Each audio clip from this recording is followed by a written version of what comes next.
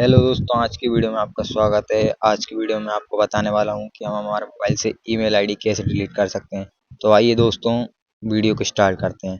Simply आपको अपने YouTube पर चले जाना है। देन यहाँ आपको कॉर्नर में आपके यूट्यूब के लोगो दिख रहा होगा, यहाँ पर आपको क्लिक कर देना है। देन यहाँ पर आपको फर्स्ट ऑप्शन दिखाई दे रहा होगा, स्विच अकाउंट, इस पर आपको क्लिक कर देना है। यहाँ पर अब आपकी सारी जो चैनल्स हैं, यूट्यूब चैनल आप शो करेंगे। आपको नीचे यहाँ पर दो ऑप्शन दिखाई दे रहे होंगे, मैनेज अकाउंट्स तो आपको and learn more about account option, तो आपको फर्स्ट ऑप्शन पर क्लिक कर देना है, मैनेज अकाउंट्स पर।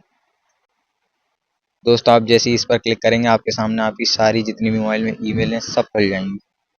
यहाँ पर आप जो भी ईमेल आप डिलीट करना चाहते हैं, सिंपली इस पर क्लिक करने के बाद यहाँ पर जो रिमूव अकाउंट है इस पर क्लिक करके अपनी ईमेल आईडी को रिमूव कर सकते हैं। थैंक यू दोस्तों।